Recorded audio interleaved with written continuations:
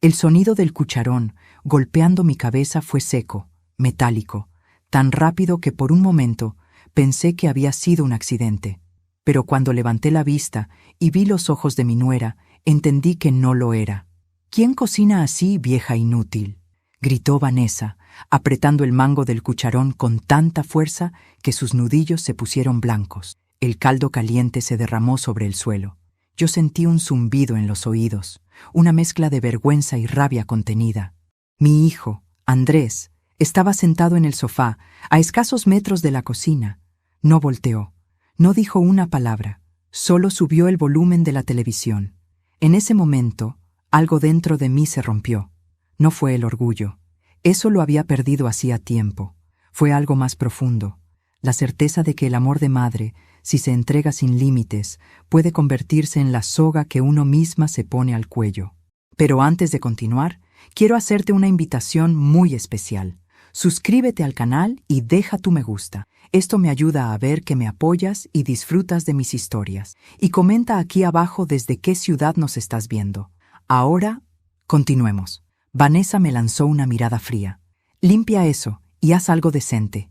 No pienso darle esta sopa a mi hija». Tomó su teléfono y se fue, murmurando algo sobre gente que envejece sin aprender nada. Yo me quedé ahí, con la cabeza latiendo, el piso mojado y la dignidad hecha trizas. Me agaché lentamente para limpiar el desastre. El olor del caldo, mezclado con el cobre de la sangre que empezaba a gotear de mi frente, me hizo recordar otra época. Una época en la que esta misma cocina era mi refugio. Cuando Martín, mi esposo, llegaba del trabajo y me abrazaba por detrás mientras yo revolvía la sopa. Cuando la casa era mía y las risas de mis hijos llenaban los rincones. Pero Martín murió y con él se fue todo lo que era sólido. Los papeles, los ahorros, la estabilidad. Andrés insistió en que me mudara con él para no estar sola. Yo acepté, sin saber que estaba entrando en una jaula disfrazada de hogar. Los primeros meses fueron tolerables. Vanessa sonreía en público, fingía afecto, me ofrecía té por las noches. Pero pronto comenzaron los comentarios, las órdenes, las pequeñas humillaciones. «Deja que yo cocine, mamá, no queremos intoxicarnos. Por favor, no hables con la niña cuando estoy trabajando, la distraes». Hasta que un día me quitó las llaves de la casa. «No las necesitas», dijo. «Andrés y yo estamos casi siempre aquí. Nunca supe exactamente cuándo pasé de ser madre a ser sirvienta. Solo supe que cuando las personas te quitan la voz, también te quitan el aire». Esa noche, cuando todos se fueron a dormir, me quedé sola en la cocina. Me dolía la cabeza, pero más me dolía el alma. Me senté frente a la estufa apagada, mirando el reflejo de la llama imaginaria, y me hice una promesa silenciosa. No volvería a llorar, ni por Vanessa, ni por Andrés, ni por la mujer débil en la que me había convertido. El reloj marcaba las 11.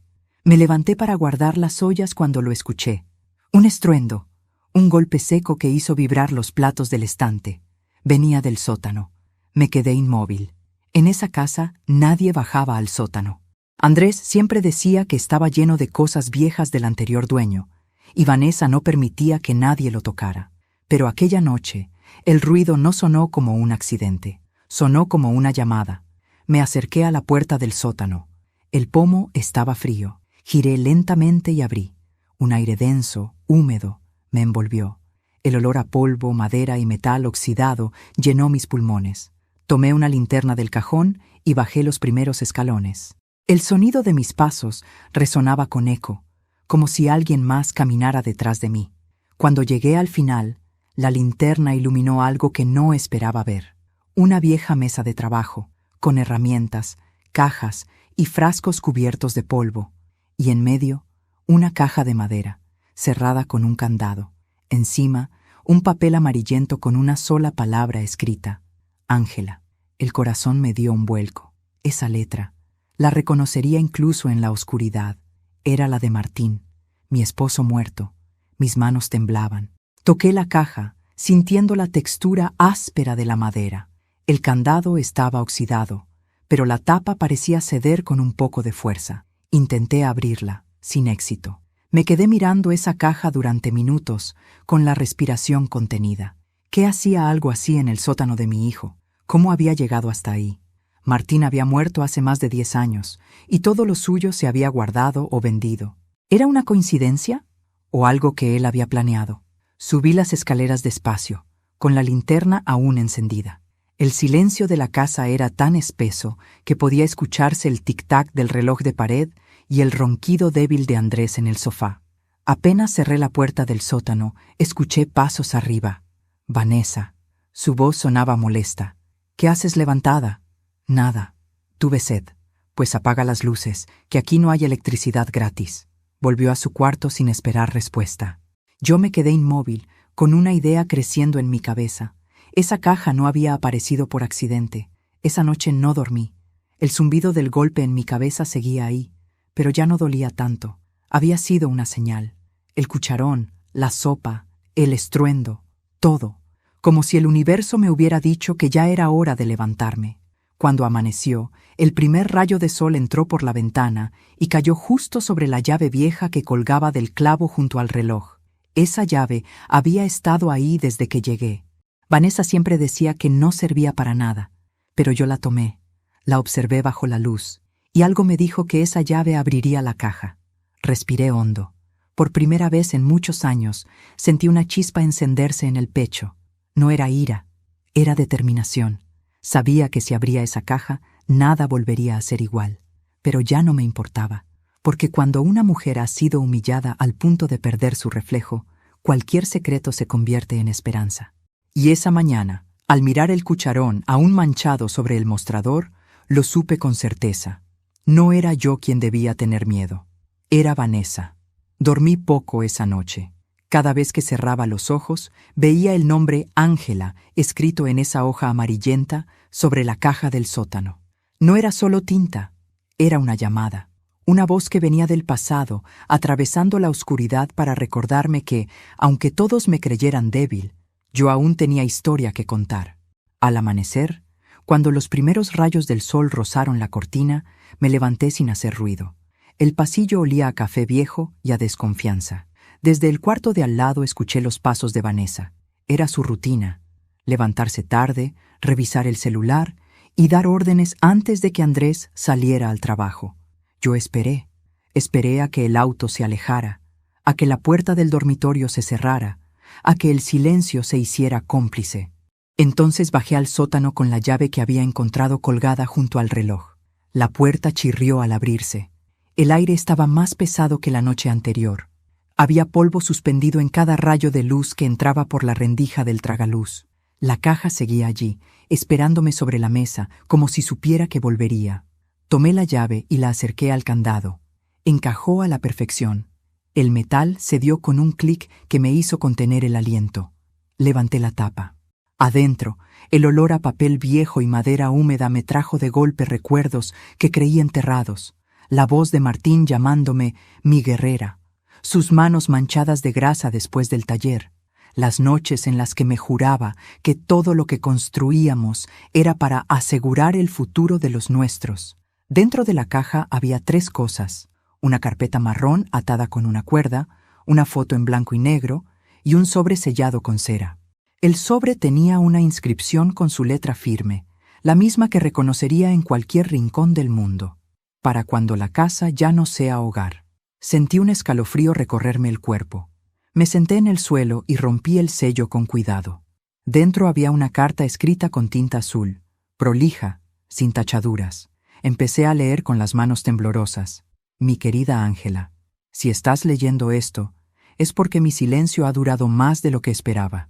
No me queda mucho tiempo y necesito que sepas la verdad antes de que otros la entierren contigo. Esta casa no es de Andrés, ni de Vanessa, es tuya. Mis ojos se nublaron. Tuve que detenerme un instante para respirar. Martín nunca fue un hombre de secretos, o al menos eso creía. Continué leyendo. Antes de enfermar, noté algo extraño en las cuentas. Andrés, sin saberlo, firmó documentos que ponían la propiedad a nombre de una empresa fachada. Detrás de esa empresa estaba el padre de Vanessa.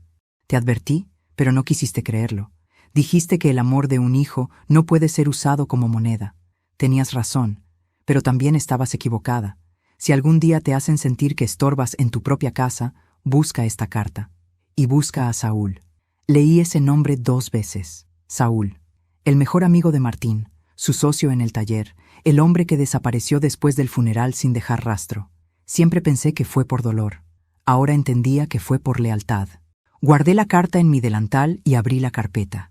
Dentro había documentos legales, copias de escrituras, recibos y planos. Al fondo, una hoja con la firma de Martín y un sello notarial. El título decía: Transferencia de titularidad, propiedad familiar Domínguez. Mi respiración se detuvo. Martín había cambiado los papeles antes de morir, pero alguien los había sustituido. Revisé cada folio con cuidado. Algunos estaban incompletos, otros arrancados. Pero uno, solo uno, tenía la marca de tinta que usaba Martín en el taller. Un pequeño símbolo, casi imperceptible, como una espiral junto a su firma. Eso era su forma de decir: esto es mío. Era su código.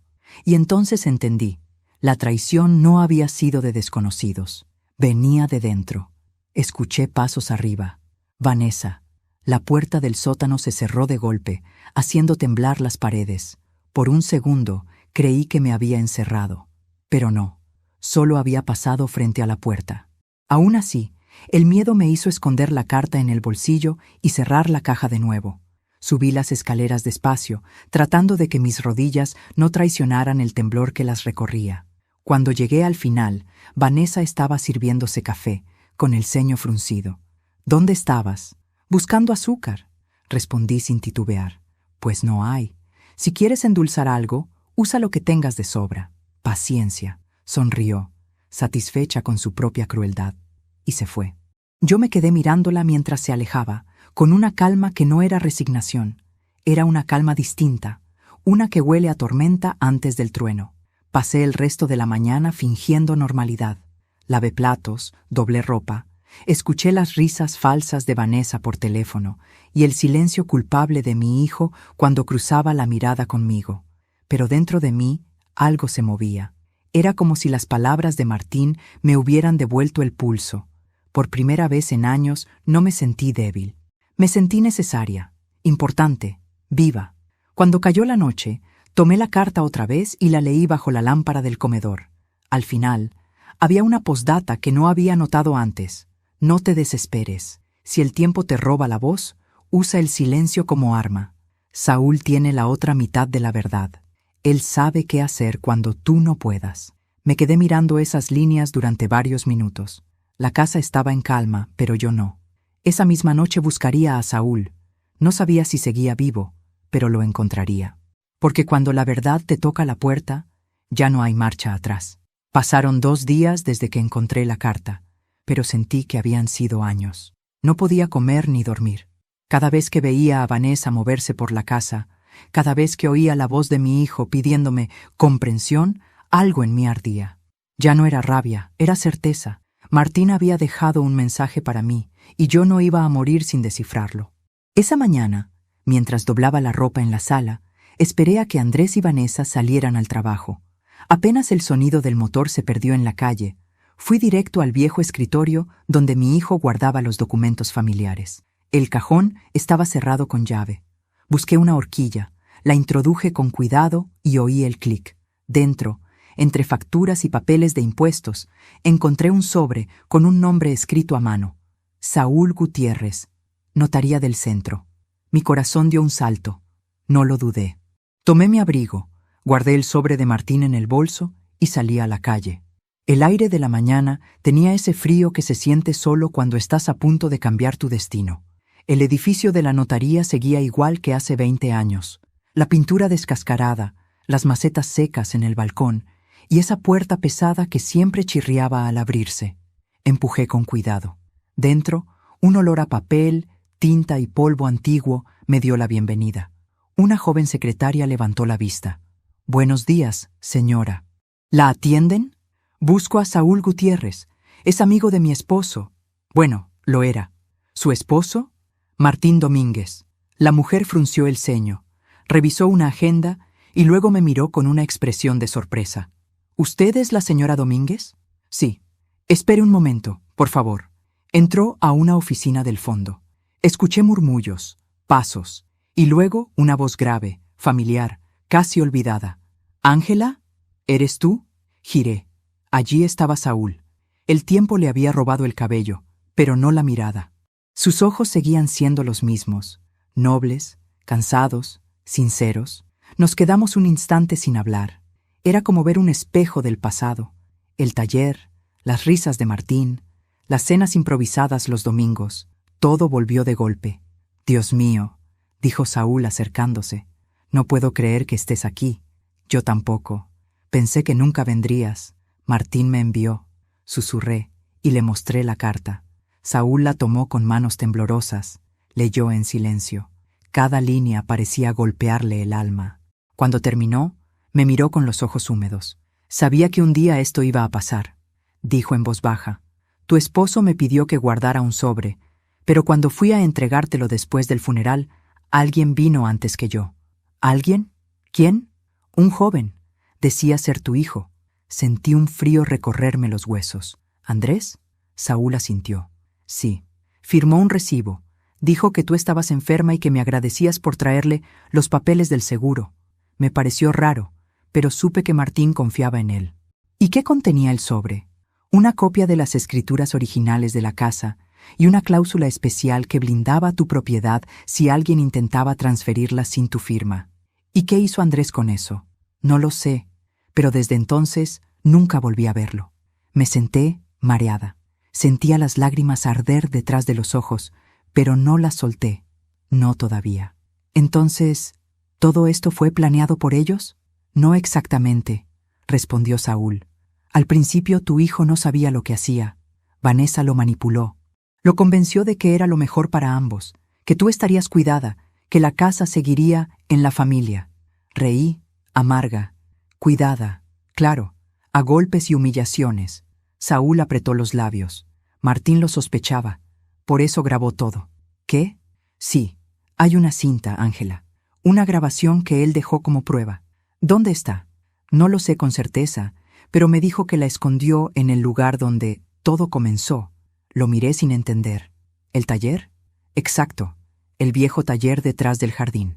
Mi mente se llenó de imágenes, las herramientas, el olor a aceite, el banco de trabajo donde Martín pasaba horas, y una frase de su carta volvió a resonar en mi cabeza. Si el tiempo te roba la voz, usa el silencio como arma. Empecé a comprenderlo. Saúl me acompañó hasta la puerta. Antes de irme, me entregó una tarjeta. «Te ayudaré con todo lo que necesites. Martín me hizo prometer que cuidaría de ti». «No necesito que me cuiden», le dije con la voz firme. «Necesito justicia». Él sonrió, con orgullo. «Entonces, ya estás cumpliendo tu parte». Volví a casa caminando. El cielo estaba cubierto de nubes, como si el día también cargara un secreto. Cada paso que daba me acercaba a algo que no entendía del todo, pero que sentía profundamente. Martín me había preparado para sobrevivir. Esa noche, cuando todos dormían, salí al patio trasero. La luna iluminaba el viejo taller. Aún conservaba la puerta oxidada y las ventanas rotas. Empujé la hoja con cuidado y entré. El olor a grasa y madera envejecida me golpeó. Todo estaba igual que antes. El banco de trabajo seguía en su lugar, cubierto por una lona. La retiré. Bajo ella encontré una pequeña caja de herramientas y un compartimento sellado en la pared. Con un cuchillo logré despegar la tapa. Dentro había una cinta de cassette con una etiqueta escrita a mano. Evidencia, 2008. Mis manos temblaban. Esa cinta era lo que Saúl mencionaba, la prueba, el testimonio, el corazón de toda la verdad. No tenía un reproductor, pero no lo necesitaba aún. Solo verla me bastó para entender que lo que había empezado como una humillación en la cocina se estaba convirtiendo en algo mucho más grande. Una historia de traición, justicia y venganza lenta. Cuando regresé a la casa, Vanessa estaba en la puerta del dormitorio, esperándome. «¿Dónde estuviste?», preguntó, con una sonrisa forzada. «Tomando aire», respondí. «¿A las 11 de la noche?» «Sí, el aire no tiene horario, querida». Pasó a mi lado y noté que olía a vino. Su mirada era pesada, pero su sonrisa seguía siendo venenosa. «Ten cuidado, Ángela», susurró. «A veces el pasado mata más que el presente». Subí las escaleras sin responder. y mientras cerraba la puerta de mi habitación, apreté la cinta contra el pecho. Sabía que en esa cinta estaba la voz de Martín, y que cuando la escuchara, ya nada volvería a ser igual. Esa mañana, el cielo amaneció gris. Tenía el presentimiento de que algo iba a pasar. Hay días que huelen a tormenta, aunque no caiga una sola gota. Dejé la cinta escondida bajo una baldosa floja del pasillo. El corazón me latía con fuerza. Cada vez que pensaba en la voz de Martín, en esa prueba tangible de todo lo que sospechaba, sentía que la casa me observaba. Vanessa aún dormía y Andrés había salido temprano. Aproveché el silencio para revisar el pequeño mueble del recibidor. Ahí guardaban los recibos del banco. Buscaba cualquier rastro de la supuesta empresa que Martín había mencionado en su carta, pero no alcancé a abrir el primer cajón cuando escuché el chirrido de la puerta del dormitorio. ¿Buscando algo, vieja?, preguntó Vanessa, recostada contra el marco de la puerta, con los brazos cruzados. Me giré despacio. Solo iba a limpiar, mentí. ¿Limpiar?, rió con sarcasmo. No te pagan por espiar, Ángela. Caminó hacia mí, descalza, arrastrando las palabras como cuchillas. Últimamente andas muy curiosa, ¿no? Sales de noche, revisas cosas. No me gusta la gente que mete las narices donde no debe. Esta es mi casa, dije en voz baja, casi sin darme cuenta. La frase la descolocó. Se acercó tanto que pude sentir su aliento agrio. ¿Qué dijiste? Que esta casa fue mía antes que tuya. Entonces lo hizo. Con un movimiento rápido me empujó contra el mueble. Un florero cayó al suelo y se rompió en pedazos. El golpe me hizo perder el equilibrio. El eco del cristal fue tan fuerte que pensé que los vecinos lo oirían. Pero nadie vino. Nunca venía nadie. Eres una desagradecida, escupió Vanessa. Andrés te trajo aquí por pena, y ahora crees que puedes mandar. No, dije respirando hondo. No quiero mandar. Solo quiero respeto. Ella levantó la mano como si fuera a abofetearme, pero se detuvo. Me miró con desprecio, bajó la voz y dijo: si sigues con tus jueguitos, te vas al asilo. ¿Entendiste? Se fue dejando el pasillo lleno de pedazos de florero. Me quedé ahí, temblando, pero no de miedo. Temblaba de algo más fuerte: coraje. Esa tarde, cuando el sol empezó a bajar, recibí una llamada. Era Saúl. Ángela, encontré algo, dijo con voz urgente. ¿Qué es? La cláusula de la que hablaba Martín. Está en los archivos notariales. No es una transferencia común. Es una cláusula de reversión. ¿Qué significa eso? Que si se demuestra que la venta o cesión de la propiedad se hizo mediante engaño o abuso de confianza, la casa vuelve automáticamente a su propietario original o a su viuda. ¿A mí? Sí. Pero hay un problema. Necesitamos pruebas de ese engaño. Algo que demuestre que Andrés firmó sin saber lo que hacía. Me quedé en silencio. La cinta. Ahí podría estar la prueba, pero aún no la había escuchado. Dame un día, Saúl, le dije. Creo que tengo lo que necesitamos. Esa noche esperé a que todos durmieran. Saqué la cinta del escondite y la coloqué en un viejo radiocasete que aún guardaba en el closet. El sonido era débil al principio, lleno de estática, pero poco a poco la voz de Martín emergió entre los ruidos. «Andrés, hijo, no firmes nada hasta que yo lo revise. Esa gente no busca ayudarte, busca quedarse con todo. Papá, no exageres. Vanessa habló con un abogado, dice que es solo un trámite. Ese trámite puede dejar a tu madre sin techo». Mi corazón se apretó. La grabación seguía. «Ella no necesita tanto espacio, papá. Ella te dio la vida, muchacho. No le des la espalda por una mujer que no conoce ni tus silencios. No digas eso de Vanessa. No digo nada que no vea». El resto era ruido, pero esas pocas frases bastaban. Era la confesión de un hijo cegado y de un padre que había visto venir la traición antes de morir. De pronto, oí un golpe en la puerta. Guardé la cinta, apagué el casete. Vanessa estaba allí, con los ojos entrecerrados. «¿Qué haces despierta?», preguntó. No podía dormir. «¿Qué escondes?».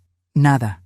Entró sin permiso. Revisó la mesa, el closet, el suelo, hasta que vio el radiocasete. ¿Y esto? Solo escuchaba música vieja. «¿Música?», dijo, presionando el botón de play. El corazón me dio un vuelco, pero el casete no sonó. Lo había rebobinado justo antes de tiempo. «No tiene cinta», dijo, lanzándome una mirada desconfiada. La tomó y se la llevó.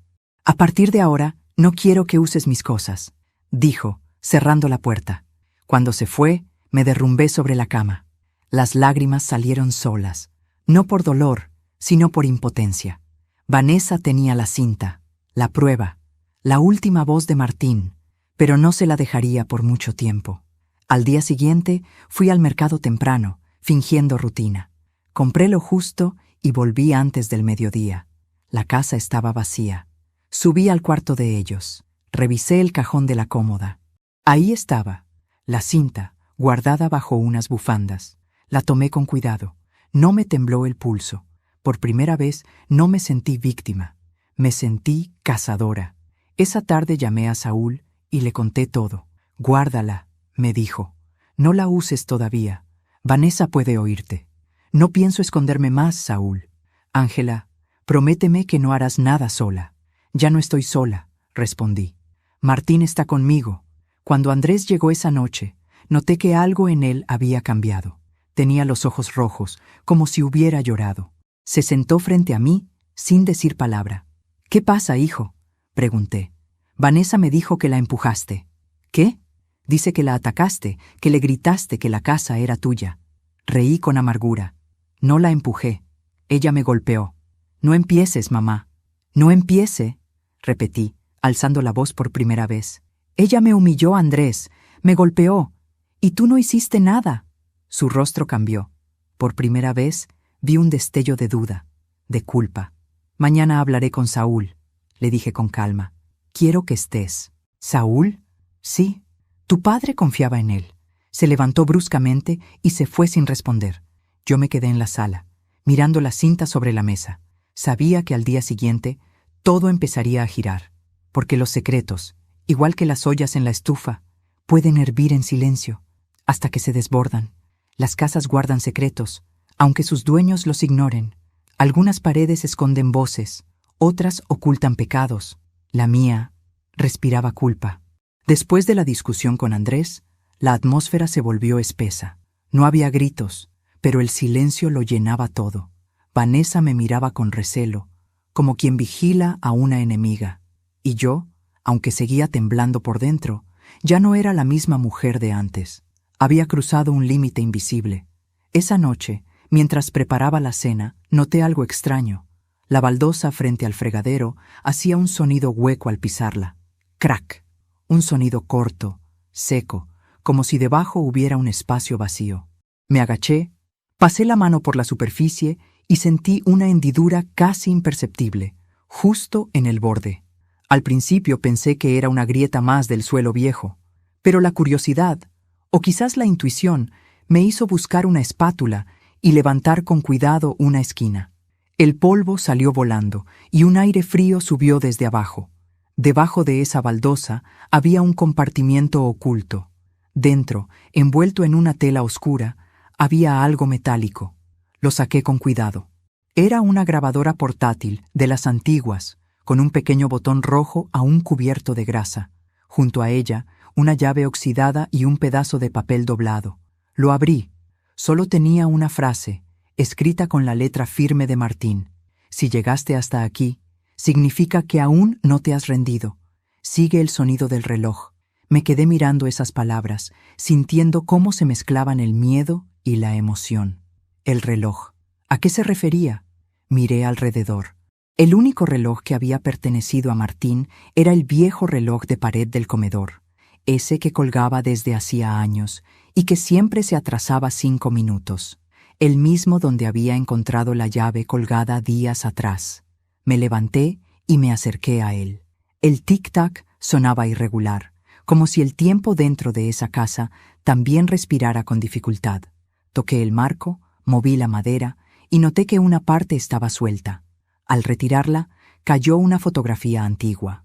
En ella estábamos Martín y yo, recién casados, frente a esta misma casa. Detrás, con tinta azul, había otra frase suya. El hogar no es donde vives, Ángela. Es donde te recuerdan con amor. Las lágrimas comenzaron a caer sin que pudiera evitarlas. Era como si él siguiera hablándome, guiándome desde algún rincón invisible. Apreté la grabadora entre las manos. El botón de play estaba duro, pero aún funcionaba. Presioné. Primero se escuchó un zumbido, luego la voz inconfundible de Martín. Si estás escuchando esto, mi amor, significa que hiciste lo correcto al no rendirte. Esta casa guarda lo mejor y lo peor de nosotros. Lo mejor, nuestros recuerdos. Lo peor, las mentiras que otros sembraron aquí. Saúl tiene una copia de los documentos, pero la verdadera prueba está aquí, bajo tus pies. No dejes que te arrebaten lo que construimos juntos. El sonido se interrumpió unos segundos y luego volvió, más débil, más quebrado. Y si Andrés está ahí, dile que lo perdono, que aún tiene tiempo de elegir entre la verdad y la vergüenza. Apagué la grabadora con la respiración entrecortada. Martín había pensado en todo. Había dejado un mapa escondido bajo cada rincón, como si supiera que un día tendría que protegerme incluso después de muerto. Mientras guardaba la grabadora, oí la puerta principal abrirse de golpe. Vanessa había vuelto. Me apresuré a colocar la baldosa en su lugar, limpié el polvo y fingí estar secando los platos. Ella entró en la cocina y me miró sin hablar. Luego tomó un vaso de agua y se apoyó en el mostrador. ¿Dónde está mi radiocasete?, preguntó de pronto. No sé, lo dejé aquí ayer. No he visto nada. Me observó unos segundos intentando leerme el rostro. Ten cuidado, Ángela, dijo al fin. A veces la gente vieja termina olvidando cosas y otras termina recordando lo que no debería. Se fue, dejándome el corazón helado. Esa noche me encerré en mi cuarto. Coloqué la grabadora, la llave y el papel dentro de una caja pequeña. No sabía para qué servía esa llave, pero tenía la corazonada de que abriría algo más que una puerta. Apagué la luz y recé en silencio. No pedí fuerza ni venganza, pedí claridad, porque a veces el alma necesita ver antes de actuar. Antes de continuar, dime aquí en los comentarios qué te está pareciendo esta historia hasta ahora y qué harías tú en mi lugar. No te vayas del video, porque lo que viene a continuación te pondrá la piel de gallina. Ahora sí, continuemos. A la mañana siguiente, el sonido del reloj me despertó. Era temprano, y el sol apenas iluminaba el comedor. Me acerqué al reloj otra vez y moví las manecillas con cuidado. Detrás del péndulo escuché un clic metálico. La pared vibró levemente. Una pequeña compuerta lateral se abrió. Dentro había un sobre sellado y un trozo de metal grabado con un símbolo, una espiral, el mismo que Martín usaba como marca personal en sus documentos. El sobre contenía un dibujo del plano de la casa con una marca roja sobre el patio, una X, y un mensaje escrito con tinta corrida. Allí enterré lo que ellos no podrán borrar. Sentí un escalofrío. Miré hacia el jardín, ese mismo donde Vanessa solía tender la ropa, y comprendí que debajo de esa tierra había algo más que raíces. Guardé todo en mi delantal y esperé a que salieran. Mientras los observaba subir al coche, no pude evitar sonreír. Ellos creían que me estaban vigilando, pero en realidad eran los prisioneros de una verdad que aún no conocían. Porque cada rincón de esa casa, cada grieta, cada baldosa, guardaba la voz de un hombre que aún seguía protegiéndome desde el silencio. Y cuando la verdad finalmente saliera a la luz, sería Vanessa la que oiría el estruendo.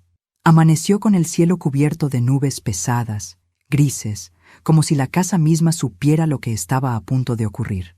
Vanessa y Andrés habían salido temprano. Él dijo que tenía una reunión en el banco. Ella, una cita en la peluquería. Mentiras, lo sabía. Pero agradecí el silencio que dejaron atrás. Era el momento perfecto. El jardín estaba húmedo por la lluvia de la noche anterior. El aire olía a tierra fresca y a destino. Tomé la pala del cobertizo y caminé hasta el punto exacto marcado en el plano, junto al limonero, donde Martín y yo habíamos enterrado hace décadas una cajita con recuerdos de nuestra boda. Solo que esta vez no buscaba amor, buscaba verdad. Cada palada era un golpe al pasado. Las raíces se enredaban en la pala como si la tierra intentara resistirse. Pero no me detuve. Mis manos temblaban, no de cansancio, sino de algo más hondo, de fe. A los pocos minutos, la punta de la pala chocó contra metal. El sonido me estremeció. Seguí cavando con las manos hasta que la caja emergió, cubierta de óxido y barro. Era pesada, vieja, sellada con cinta aislante. La limpié lo mejor que pude y la llevé al taller. Sobre la mesa, con un cuchillo, corté la cinta. Dentro había una pequeña grabadora, idéntica a la que encontré bajo la baldosa, y 3 cassettes, cada uno con una etiqueta escrita por Martín. Reunión, Vanessa, Andrés, Ernesto. Testamento verbal. Prueba, propiedad. Por un momento no pude moverme. Tenía el alma atrapada entre la sorpresa y el miedo. Respiré hondo. Limpié el polvo de la grabadora y coloqué la primera cinta. Presioné play. El sonido comenzó con un murmullo, luego una voz femenina, clara, arrogante. Era Vanessa. No te preocupes, mi amor. Cuando todo esté a mi nombre, venderemos la casa y podremos mudarnos. No soporto a tu madre. Su presencia me enferma. La voz de Andrés respondió, más débil. Pero es mi madre, Vanessa. Tu madre ya vivió su vida. ¿Quieres pasarte los próximos años cargando con una vieja inútil? Hazlo por nuestra hija. No quiero que crezca viendo a una anciana triste arrastrándose por los pasillos. ¿Y el testamento de papá? No existe, lo destruí. Créeme, estoy haciendo lo correcto. Esa casa debe ser nuestra, Andrés. Nuestra. Apagué la grabadora de golpe. Las manos me sudaban. No era solo traición, era crueldad. Vanessa había usado el amor de mi hijo para destruirlo desde dentro. Sentí que el aire se volvía más denso, que las paredes se cerraban, pero no lloré. Las lágrimas ya no servían.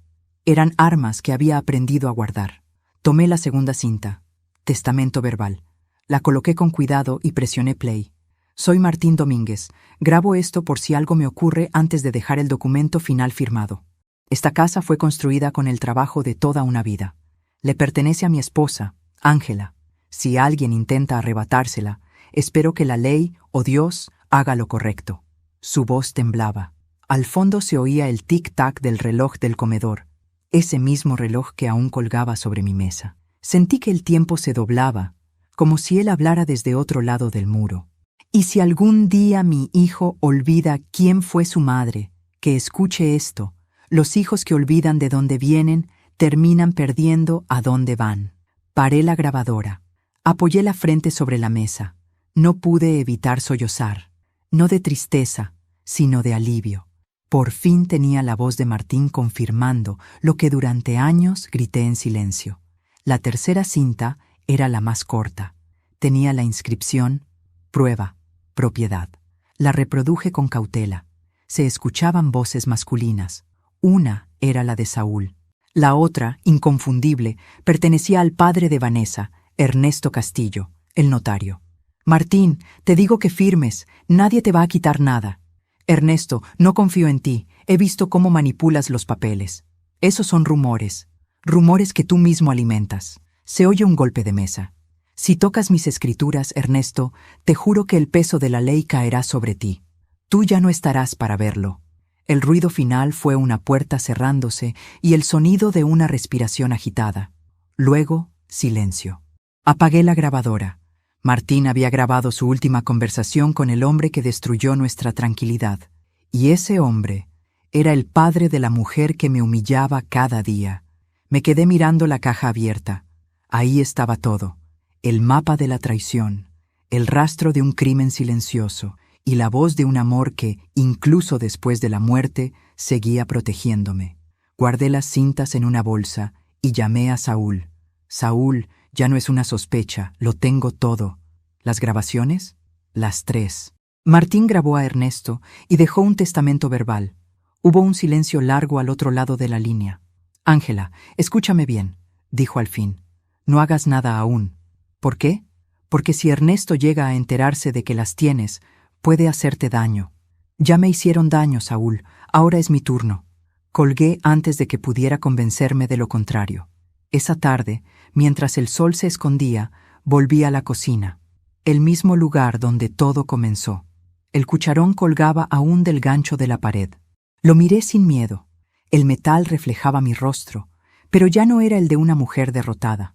Era el de alguien que estaba lista para recuperar lo que le arrebataron.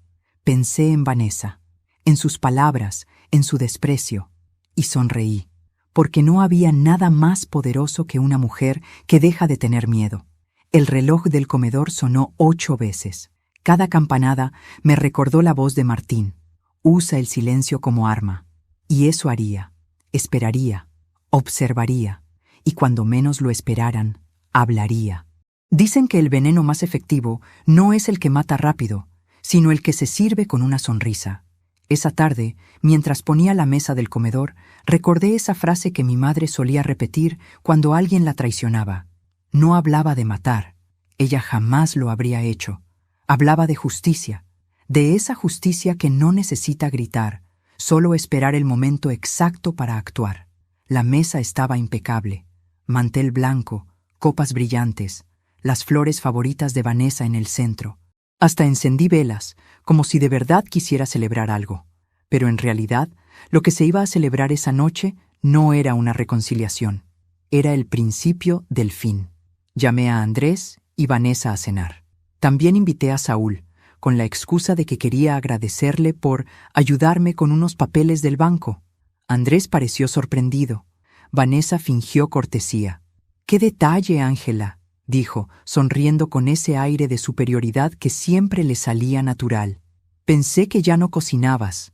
«Para ocasiones especiales, sí», respondí, sirviendo el vino con calma.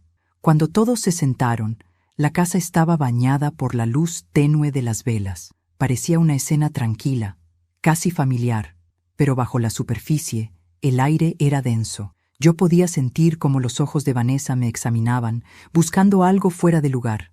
Saúl fue el primero en romper el silencio. «Hace años que no comía una sopa tan buena, Ángela». «Gracias, Saúl», dije mirándolo a los ojos. «La receta es de Martín». El nombre de mi difunto esposo hizo que Andrés bajara la mirada y que Vanessa apretara la copa con fuerza. «¿Y qué clase de papeles son los que estaban viendo?», preguntó Vanessa con su tono más dulce. «Nada importante», respondí, como si no tuviera peso. «Solo algunas cosas viejas de Martín». Saúl tomó un sorbo de vino y dijo con calma: «Aunque viejas, esas cosas resultaron muy interesantes». Vanessa frunció el ceño. «¿A qué se refiere?». «A ciertos documentos legales, escrituras, grabaciones y... bueno, una sorpresa». La tensión empezó a crecer. Andrés me miró, nervioso. Yo mantuve la compostura. «Tranquilos», dije. «Esta noche no quiero discutir, solo quiero compartir algo». Me levanté y caminé hacia el aparador. Tomé una pequeña grabadora y la coloqué sobre la mesa, la misma que había encontrado bajo la baldosa.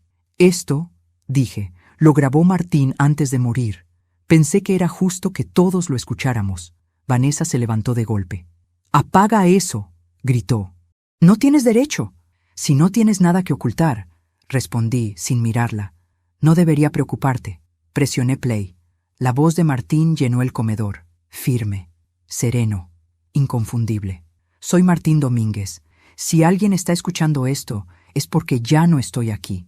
Esta casa, por ley y por amor, pertenece a mi esposa, Ángela. Mi hijo Andrés ha sido engañado por Ernesto Castillo y su hija Vanessa. Firmó sin entender que le estaban robando a su propia madre. Saúl tiene las pruebas. Y mi única petición es que la verdad se sepa, que quien mancilló esta familia pague por lo que hizo». Silencio.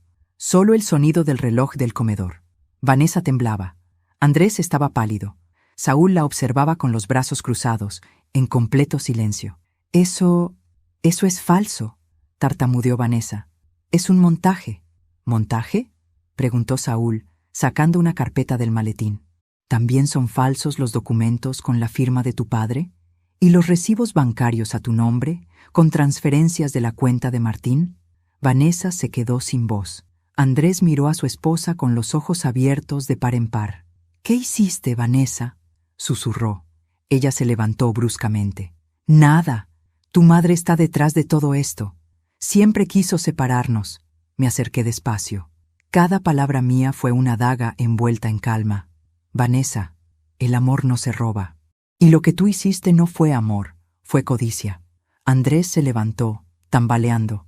«¿Es cierto, Vanessa? ¿Mi padre tenía razón?». Ella lo miró con desesperación. «Lo hice por ti, por nuestra hija. ¿Robando a mi madre? ¿Manipulando los papeles de mi padre?». Vanessa rompió a llorar, pero ya nadie la escuchaba. Saúl colocó sobre la mesa una copia de la cláusula de reversión. «Con esto, Ángela puede recuperar la casa legalmente.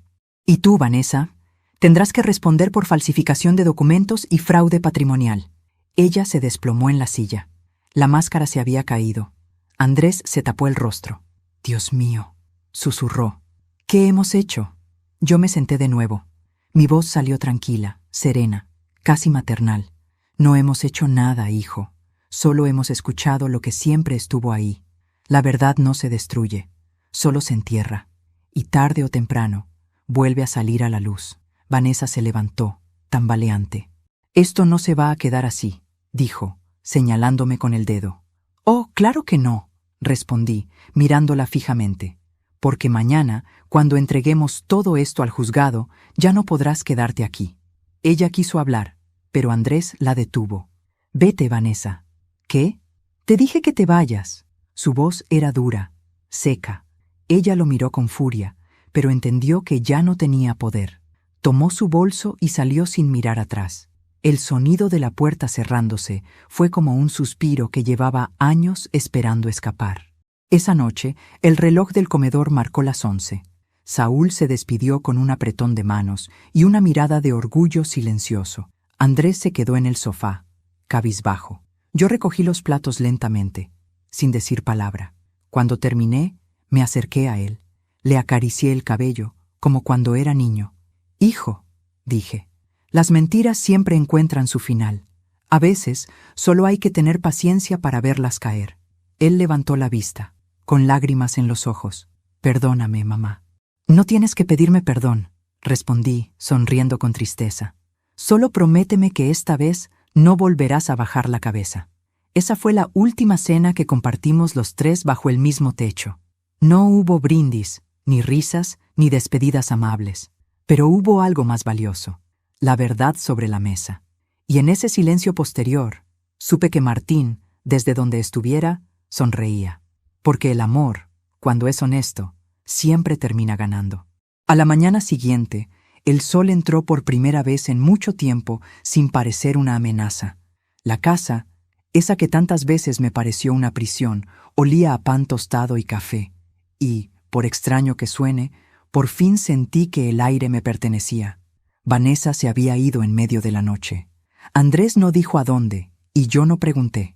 A veces el silencio duele menos que las respuestas. Me senté en el comedor, frente al reloj. El mismo reloj que había marcado cada humillación, cada lágrima, cada esperanza. Ahora sonaba distinto. Ya no medía la espera, marcaba la libertad. Alrededor de las 10 escuché golpear la puerta. Era Saúl. Entró con una carpeta y un sobre en la mano. «Buenos días, Ángela», dijo con voz grave pero cálida. «Buenos días, Saúl. ¿Es lo que creo?» «Sí», respondió sentándose frente a mí. «Es la última carta que Martín me pidió entregarte. Me hizo prometer que solo lo haría cuando todo estuviera claro. Me temblaron las manos al tomar el sobre. Era grueso, con mi nombre escrito en esa letra firme que conocía mejor que la mía. La abrí lentamente. Dentro había 2 documentos doblados y una carta de varias páginas. El olor a papel antiguo y tinta seca me llenó los ojos de lágrimas. Comencé a leer. «Mi querida Ángela, si esta carta ha llegado a tus manos, significa que Saúl cumplió su palabra y tú la tuya.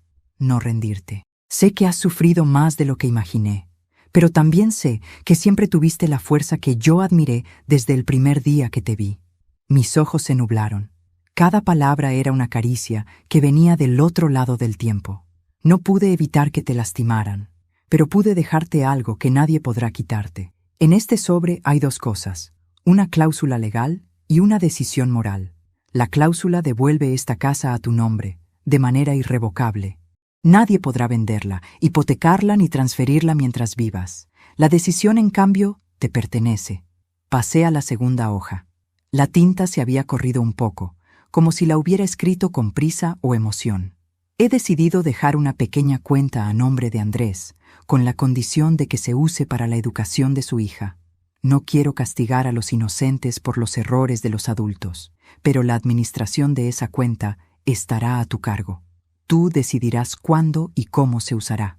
No es venganza, Ángela, es equilibrio, que cada quien coseche lo que sembró, pero que la semilla buena siga dando fruto. Apoyé la carta sobre la mesa.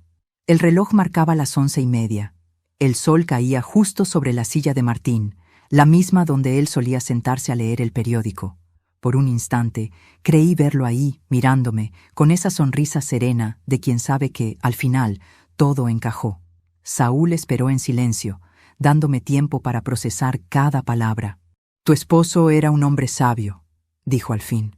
«Lo era», respondí, con una sonrisa triste, «y me conocía demasiado bien». «Hay algo más», añadió, abriendo la carpeta. «Aquí está la copia oficial del registro de propiedad. Tu nombre vuelve a figurar como titular. Y esta vez, Ángela, nadie puede cambiarlo». Me quedé en silencio. Durante años me habían hecho sentir que no tenía nada, que era una carga, un estorbo, una sombra del pasado. Y ahora, con un solo documento, Martín me devolvía todo: la casa, la dignidad y el sentido de pertenecer a algo que aún era mío. Andrés bajó las escaleras en ese momento. Su rostro estaba cansado, sus ojos hinchados. «¿Puedo hablar con ustedes?», preguntó con voz baja. Saúl asintió y le cedió el asiento. Yo lo miré sin decir palabra. «Mamá», empezó, «hablé con Vanessa. Dice que va a irse con su padre. No quiero volver con ella, pero tampoco quiero perder a mi hija».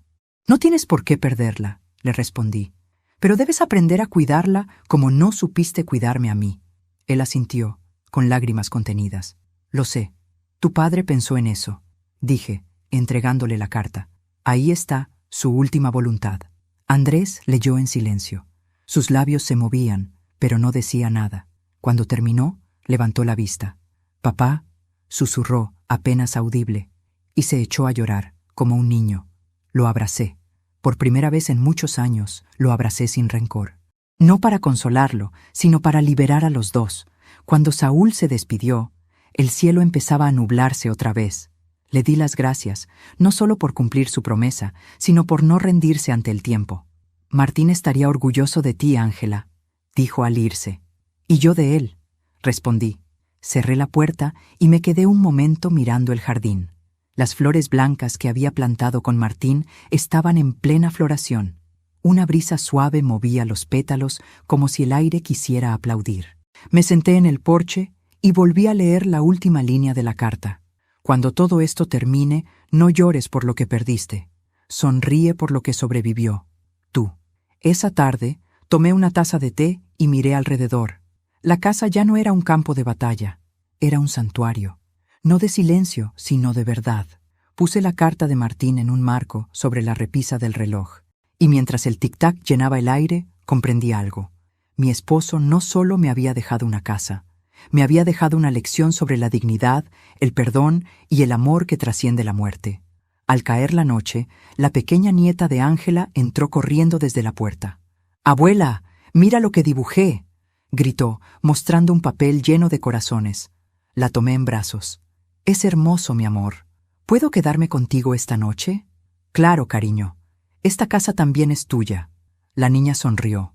Y en esa sonrisa supe que el ciclo se había cerrado, que la historia de dolor, traición y pérdida había dado paso a una nueva generación que crecería entre amor y memoria.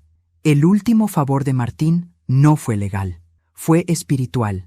Me enseñó a cerrar las heridas sin rencor y a recordar que, a veces, la justicia no llega con ira, sino con paz. Pensé que todo había terminado, que el silencio que ahora habitaba en la casa era señal de paz. Pero con Vanessa, el silencio siempre fue el preludio de una tormenta. Pasaron 3 días desde su partida. Andrés se quedó conmigo, ayudando a limpiar, intentando recomenzar. La niña dormía tranquila, sin los gritos ni el veneno que solían llenar el aire.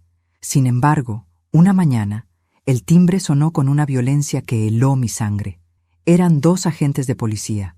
Traían un sobre y un semblante grave. «¿Señora Ángela Domínguez?» «Sí, soy yo. Debe acompañarnos a declarar. Ha sido acusada de agresión física y robo de pertenencias personales por la señora Vanessa Castillo». Por un instante, todo giró a mi alrededor, pero no dije una palabra. Solo asentí, tomé mi abrigo y les pedí permiso para avisar a mi abogado. Llamé a Saúl. «Te dije que no había terminado», le murmuré. «Tranquila, Ángela», respondió. «Déjame llegar antes que tú». En la comisaría, el aire olía a humedad y papeles viejos. Vanessa estaba allí, maquillada, fingiendo fragilidad. Su padre, el notario corrupto, estaba a su lado, con un maletín en la mano. Me miró con una sonrisa apenas disimulada. Al final, la verdad siempre sale. ¿Verdad, señora Domínguez?, dijo con ironía. Saúl llegó unos minutos después, con paso firme. Sí, señor Castillo, respondió él. La verdad siempre sale, y a veces trae pruebas. Los policías comenzaron a leer los cargos. Vanessa lloraba, fingiendo sollozos. Yo solo la observaba, no con odio, sino con una serenidad que la desarmaba. Sabía que el miedo más grande para una persona como ella no era el castigo, era verse descubierta. Cuando terminaron de leer, Saúl habló. Con el permiso de la autoridad, presentaré evidencia que refuta cada palabra de la denuncia. Sacó una carpeta. Adentro estaban las grabaciones, las copias de las transferencias bancarias y el audio donde Vanessa admitía manipular a Andrés para apropiarse de la casa. El oficial dio play. No soporto a tu madre. Su presencia me enferma. Cuando todo esté a mi nombre, venderemos la casa. El llanto de Vanessa se detuvo. Su rostro cambió de color. Ernesto intentó interrumpir. Eso no prueba nada. Podría ser una edición. Saúl sonrió. También traje los originales, firmados y sellados por un perito judicial. El silencio en la sala fue sepulcral. El oficial levantó la mirada. Señor Castillo, ¿tiene algo que declarar sobre su participación en las escrituras falsas? No. Tenemos también su voz en esta cinta, añadió Saúl. Negarlo sería perjurio. Vanessa lo miró aterrada. Su padre, pálido, tomó aire y bajó la cabeza. No quiero hablar sin mi abogado, dijo. En ese momento entendí que Martín tenía razón. El silencio puede ser un arma, porque mientras ellos hablaban, manipulaban y mentían, yo esperé. Y el tiempo, como juez silencioso, hizo su trabajo. El oficial cerró la carpeta. Se procederá a abrir una investigación. Por ahora, la señora Domínguez queda libre de toda acusación. Vanessa gritó. Esto no es justo. Ella me arruinó la vida. No, hija, respondí con calma. Te la arruinaste tú cuando confundiste amor con poder. La miré a los ojos, y por primera vez, ella bajó la mirada. Salí de la comisaría y respiré el aire fresco de la calle. El viento soplaba fuerte, como si quisiera borrar los restos de un pasado podrido. Saúl caminó a mi lado sin hablar. Solo cuando llegamos al coche dijo, Martín estaría orgulloso. No lo hice por orgullo, respondí. Lo hice por paz. Nos quedamos un momento en silencio, mirando el horizonte. Sabíamos que no era el final judicial, pero sí el emocional.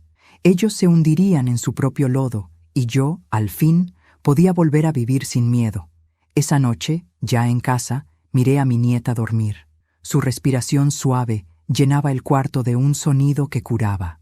Pensé en todo lo que había pasado, en cada golpe, cada lágrima, cada pérdida, y comprendí que, a veces, la venganza más profunda no es destruir al enemigo, sino sobrevivirle con dignidad. Me senté frente al reloj. El tic-tac seguía sonando, firme, constante, y mientras el tiempo avanzaba, sentí que el alma de Martín aún estaba ahí, observando, esperando el amanecer de un nuevo día, porque la justicia no siempre llega con ruido, a veces llega en silencio, igual que el amor verdadero. La vida tiene una manera curiosa de cerrar los círculos. A veces no lo hace con gritos ni venganzas, sino con un simple silencio, como el crepitar del fuego bajo una olla. Esta mañana, después de tantos años, volví a hacer sopa. La misma sopa que estaba cocinando el día en que Vanessa me golpeó con el cucharón y mi hijo subió el volumen de la televisión para no oír mis lágrimas. Pero esta vez, el silencio era distinto. No dolía, era paz. El vapor subía lento, llenando la cocina con ese aroma familiar de hogar, de infancia, de dignidad recuperada. Mientras revolvía, recordé el sonido del cucharón cayendo al suelo, el eco del golpe, el sabor metálico de la humillación, y sonreí, porque aquel día creí que todo había terminado, cuando en realidad apenas estaba empezando. El fuego chispeaba. Miré mis manos, marcadas por los años y las cicatrices, y las vi firmes, seguras.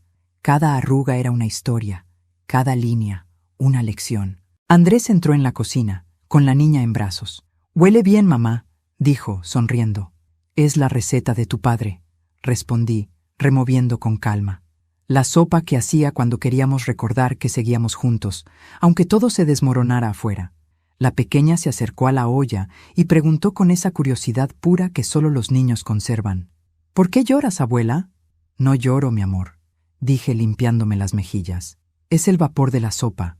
Ella rió, y esa risa llenó la cocina con una luz que ni el sol habría podido ofrecerme. Me senté un momento, dejando que el fuego siguiera su curso. Miré alrededor, la mesa, las cortinas, el reloj del comedor marcando su tic-tac constante. Todo tenía la misma forma, pero ya nada era igual. Vanessa y su padre enfrentaban sus consecuencias. Andrés había encontrado el valor que el miedo le había robado. Y yo había recuperado mi voz.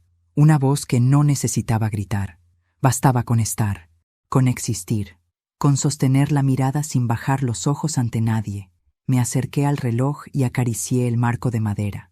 Allí, detrás, seguía guardada la última carta de Martín. No la volví a leer.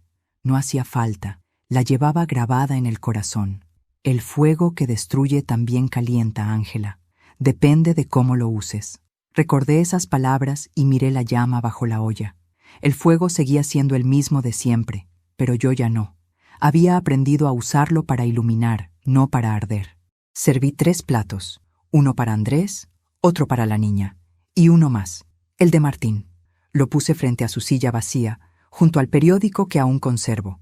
La niña preguntó, «¿Y ese plato, abuela?» «Es para quien nunca se fue». Ella sonrió, sin entender del todo, y siguió comiendo. El viento movió las cortinas, y por un instante juraría que escuché su voz, no como recuerdo, sino como presencia, suave, serena. «Lo lograste, Ángela». Cerré los ojos y respiré hondo. Sí, lo había logrado. Sin odio, sin miedo, con fuego y con ternura. Cuando terminé de comer, apagué la estufa. El último hervor hizo que la sopa burbujeara con un sonido casi musical. Y ahí comprendí. El ruido de la justicia no siempre es un estruendo. A veces suena como una sopa lista, como una olla que canta, como la vida que vuelve a su cauce después de la tormenta. Fui hasta el jardín. Las flores blancas de Martín estaban abiertas. El aire olía a tierra mojada y a libertad. Me senté en el banco, mirando el cielo. El reloj del comedor seguía sonando adentro. Cada tic era una promesa cumplida. No sabía cuánto tiempo me quedaba en este mundo, pero sí sabía que, pase lo que pase, ya no me debían nada, porque el respeto no se hereda, se conquista, y el amor, cuando es verdadero, sobrevive incluso al fuego. Antes de irte, quiero hacerte una invitación muy especial. Si esta historia te conmovió, suscríbete al canal y deja tu me gusta. Eso me ayuda a ver que me apoyas y disfrutas de mis relatos. Y cuéntame en los comentarios, ¿desde qué ciudad nos estás viendo? ¿Y qué habrías hecho tú en mi lugar? Recuerda, a veces la vida hierve, pero lo que sale del fuego puede alimentar el alma. Soy Ángela Domínguez, y esta fue mi historia.